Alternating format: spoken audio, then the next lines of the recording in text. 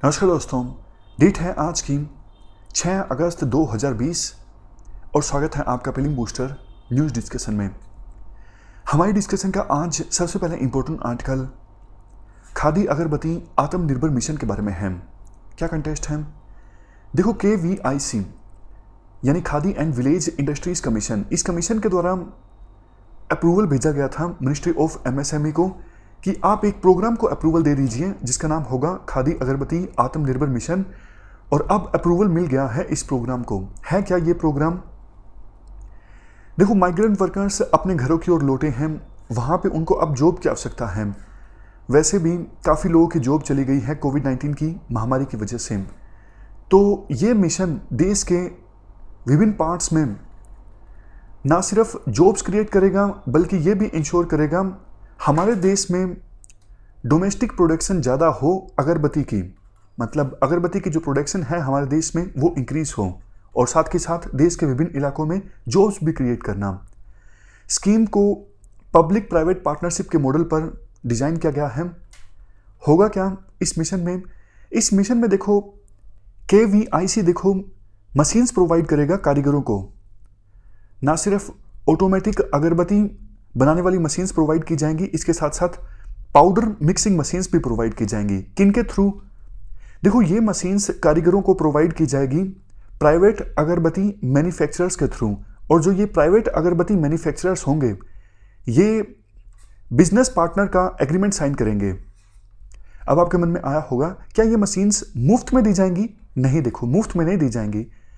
25% तो सब्सिडी दी जाएगी शुरुआत में कॉस्ट पर। मान लीजिए 100 रुपये की मशीन है तो 100 में से 25 रुपये तो दिए जाएंगे सीधा सीधा सरकार की तरफ से कारीगरों को, मतलब 25% मशीन सस्ती मिलेगी।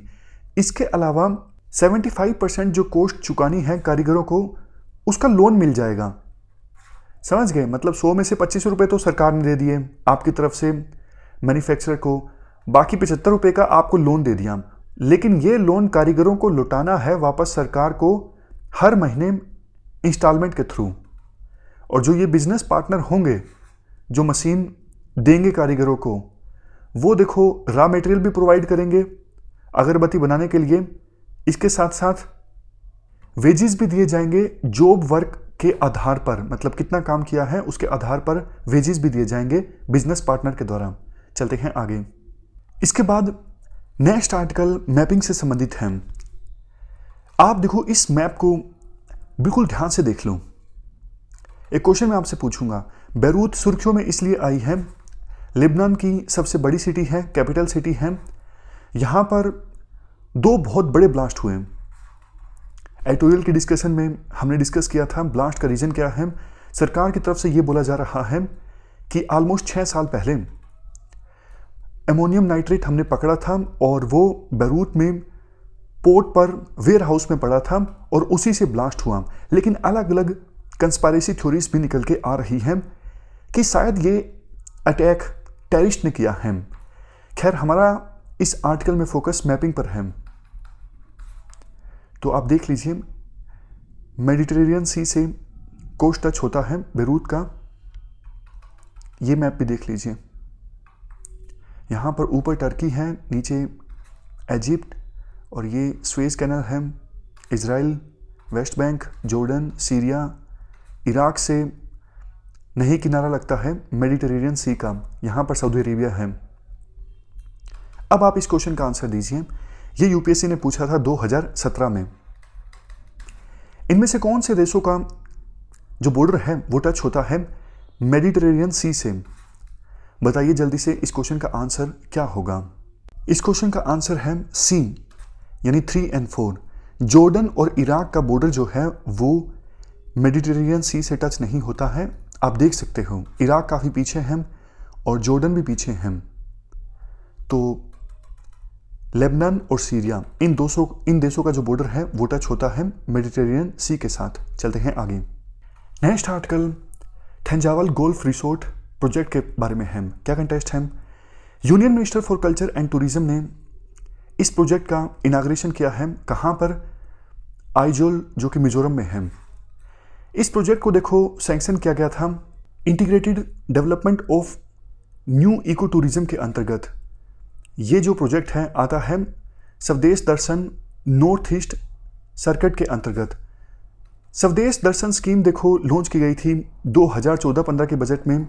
ये सेंट्रल सेक्टर स्कीम है, सारा पैसा मतलब सेंट्रल गवर्नमेंट देती है, और जो सेंट्रली स्पॉन्सर्ड स्कीम होती हैं उनकी इम्प्लीमेंटेशन के लिए पैसा जो है वो शेयर होता है स्टेट और सेंटर के बीच। इस स्कीम के अंतर्गत थीम बेस्ड टूरिस्ट सर्किट हमारे देश में डेवलप किए जाते हैं।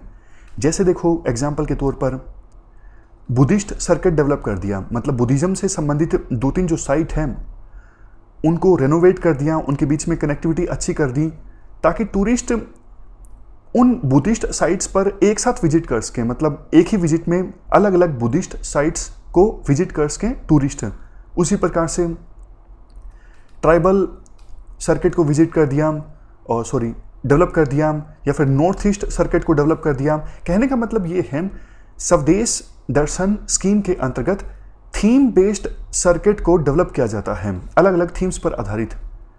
मिनिस्ट्री ऑफ टूरिज्म की ये स्कीम है। मिनिस्ट्री ऑफ टूरिज्म विभिन्न स्टेट्स को या फिर यूटीज को सेंट्रल फाइनेंशियल असिस्टेंस प्रोवाइड करती है सर्किट्स में इंफ्रास्ट्रक्चर को डेवलप करने के लिए।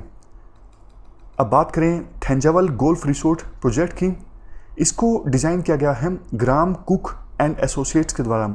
ये देखो कनाडा बेस्ड एक फर्म है। देखो ज़्यादा संभावना तो स्वदेश दर्शन स्कीम के बारे में पूछे जाने की ही है। गोल्फ रिसोर्ट के बारे में पूछा जाएगा यूपीएससी के द्वारा, संभावना कम है। चलते हैं आगे। नेक्स्ट आर्टिकल पायरोलिसिस के बारे में है। क्या कंटेस्ट है? देखो कोविड-19 महामारी से निपटने में बहुत सारी पीपी किट्स का इस्तेमाल हो रहा है, तो इतने सारे प्लास्टिक का क्या होगा?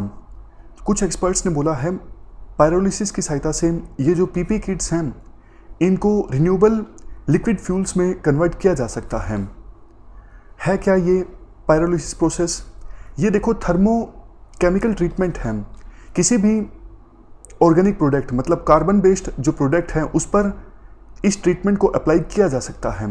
होता क्या है पायरोलिसिस में, जिस भी ऑर्गेनिक प्रोडक्ट पर आपको ये ट्रीटमेंट करनी होती है, आप उसको हाई टेम्परेचर पर गर्म करो और बिना ऑक्सीजन की प्रेजेंस में, मतलब ऑक्सीजन की एब्सेंस में गर्म करो ऑर्गेनिक प्रोडक्ट को, फॉर एग्जांपल वेस्ट को हाई टेम्परेचर पर। इससे होगा क्या? देखो वेस्ट में काफ़ी सारे मॉलिक्यूल्स होते हैं, उनके बीच में बॉन्ड इतना स्ट्रॉन्ग नहीं होता, तो वेस्ट में अलग अलग जो मॉलिक्यूल्स हैं वो सेपरेट होना स्टार्ट हो जाएंगे। उनके बीच में ना सिर्फ केमिकल सेपरेशन होगा बल्कि फिजिकल सेपरेशन भी होगा। तो इस प्रकार से मॉलिक्यूल्स अलग हो जाएंगे, तो पायरोलिसिस से अलग अलग प्रोडक्ट्स मिलेंगे। तो अलग अलग प्रोडक्ट्स मिलेंगे तो हम यूजफुल प्रोडक्ट्स जो अपने काम के प्रोडक्ट्स हैं उनको निकाल सकते हैं। जैसे देखो काफ़ी क्षेत्रों में एप्लीकेशंस हैं। बायोमास को सिन गैस में कन्वर्ट करने के लिए पायरोलिसिस का इस्तेमाल किया जा सकता है। बायोकैर के लिए, वेस्ट प्लास्टिक को यूजेबल ऑयल में कन्वर्ट करने के लिए, या फिर वेस्ट अगर हानिकारक है और उस वेस्ट को हमें ऐसा बनाना है कि जिसे आसानी से डिस्पोज किया जा सके, डिस्पोज करने में खतरा ना हो, तो भी पायरोलिसिस प्रोसेस का इस्तेमाल किया जा सकता है। अब देखो यूपीएससी कितना सिंपल क्वेश्चन पूछती है। ये 2019 में पूछा था। प्लाज्मा गैसिफिकेशन और पायरोलिसिस ये अक्सर न्यूज़ में रहते हैं, क्या हैं, कहाँ पे इनका यूज़ होता है? Extraction of rare earth material elements, इसके बाद बी ऑप्शन है natural gas extraction technologies, C hydrogen fuel based automobiles, और सबसे लास्ट में वेस्ट टू एनर्जी टेक्नोलॉजीज। तो इसका आंसर था डी। जब देखो हम इन्वायरमेंट पढ़ते हैं तो काफ़ी बार ये टर्म आती है, तो क्वेश्चन रिलेटिवली आसान था। चलते हैं आगे। नेक्स्ट आर्टिकल मेघना घाट कंबाइंड साइकिल पावर प्लांट के बारे में है। क्या कंटेस्ट है? एशियन डेवलपमेंट बैंक ने हाल ही में $200 मिलियन की एक फाइनेंशियल डील साइन की है Reliance Bangladesh LNG and power limited के साथ, यानी RBLPL के साथ। डील का मकसद ये है, बांग्लादेश में ढाका के पास जो नारायणगंज डिस्ट्रिक्ट है वहाँ पर एक जगह है मेघना घाट, यहाँ पर ये combined cycle power plant establish किया जाए जिसकी कैपेसिटी होगी 718 मेगावाट। अब आपके मन में एक डाउट ये आया होगा कि ये जो कंबाइंड साइकिल पावर प्लांट है सिंपल साइकिल प्लांट से अलग कैसे हैं? अलग देखो ऐसे हैं कि इस कंबाइंड साइकिल पावर प्लांट में गैस और स्टीम टरबाइन दोनों का इस्तेमाल किया जाता है सेम फ्यूल से, तो एफिशिएंसी 50% ज़्यादा आती है as comparison to traditional simple cycle plant. ज़्यादा इलेक्ट्रिसिटी प्रोड्यूस होती है। फ़ायदा इस कंबाइंड साइकिल पावर प्लांट का यही होगा कि कोल से जो एनर्जी प्रोड्यूस होती है या फिर ऑयल से जो एनर्जी प्रोड्यूस होती है उसमें कमी आएगी और इस प्रकार से ज़्यादा एनर्जी प्रोड्यूस होगी जो कि इन्वायरमेंटली कम हार्मफुल है। चलते हैं आगे। नेक्स्ट आर्टिकल इब्राहिम अलकाजी के बारे में है। क्या कंटेस्ट है? इनकी डेथ हो गई। इन्होंने देखो नेशनल स्कूल ऑफ ड्रामा के डायरेक्टर के तौर पर सबसे लंबे समय तक काम किया। इनको फादर ऑफ इंडियन थिएटर के रूप में याद किया जाता है क्योंकि इन्होंने इंडियन थिएटर को रेवोल्यूशनाइज किया। कैसे? इनके आने से पहले नेशनल स्कूल ऑफ ड्रामा में रीजनल लैंग्वेजेस में प्ले नहीं परफॉर्म होते थे, लेकिन इन्होंने रीजनल लैंग्वेजेस में भी प्लेस को स्टार्ट करवाया। और देखो रूपवेद प्रतिष्ठान द तनवीर अवार्ड के ये फर्स्ट रिसिपिएंट थे। इनको ये अवार्ड मिला 2004 में। इन्होंने जो थिएटर में कंट्रीब्यूशन दिया लाइफ भर उसको एक्नॉलेज करने के लिए ये lifetime contribution to the theatre के लिए था। इन्हें पद्मश्री, पद्म भूषण और पद्म विभूषण तीनों अवार्ड से नवाजा गया था। इसके अलावा देखो lifetime contribution to theatre के लिए इन्हें संगीत नाटक एकेडमी फेलोशिप भी रिसीव हुई थी। तो ये थी हमारी आज की डिस्कशन। वैसे देखो डिस्कशन समाप्त करने से पहले एक और आर्टिकल भी है, लेकिन इतना इम्पोर्टेंट नहीं है। देखो काफ़ी बार हम ये डिस्कस कर चुके हैं कि ऑलमोस्ट डेली बेसिस पे कोई ना कोई एप्लीकेशन सरकार के द्वारा लॉन्च की जाती है। इवेंट्स भी होते रहते हैं, वर्कशॉप्स भी ऑर्गेनाइज होती रहती हैं, डेज भी आते रहते हैं, आज ये डे है कल वो डे होगा, तो ये रिलेटिवली कम इम्पोर्टेंट होते हैं। ये इसलिए मैं आपको बताता हूँ क्योंकि लास्ट टाइम में जब आपको रिवीजन करनी होती है ना, तब आपको पता होना चाहिए, मतलब स्पून फीडिंग के बजाय आपको ये पता होना चाहिए कि ये चीज़ ज़्यादा इम्पोर्टेंट है, ये कम इम्पोर्टेंट है। और इसका देखो सबसे बेहतर तरीका यही है पता लगाने का कि आप पुराने जो पेपर्स हैं उनको समय समय पर ज़रूर एनालाइज कीजिए। हर संडे या फिर जब भी आपको समय लगे रेगुलरली आप पुराने पेपर्स को एनालाइज कीजिए। आपको आइडिया होता रहेगा कि यूपीएससी ज़्यादा क्वेश्चन किस प्रकार के करंट अफेयर पे पूछती है। इससे आपका बहुत सारा टाइम सेव हो जाएगा। समझ गए? हमें थोड़ा सा ज़्यादा कवर इसलिए कवर करना पड़ता है ताकि कुछ भी छूट ना जाए, बट आप अपनी तैयारी के हिसाब से थोड़ा सा रिस्क ले सकते हो। जो भी आपको इररिलेवेंट करंट अफेयर्स लगते हैं उनको आप एलिमिनेट कर सकते हो। इसीलिए मैं समय समय पे आपको बताता हूं कि इस करंट अफेयर की जो इंपॉर्टेंस है वो कम है, ताकि आपके पास अगर टाइम कम है तो उसे आप एलिमिनेट कर सको। अब बात करें इस एप्लीकेशन की है क्या। सुप्रीम कोर्ट ने देश की सभी म्युनिसिपल कॉर्पोरेशंस और स्टेट पोल्यूशन कंट्रोल बोर्ड्स को ये आदेश दिया है कि आप इस एप्लीकेशन का इस्तेमाल कीजिए बायोमेडिकली वेस्ट को ट्रैक करने के लिए।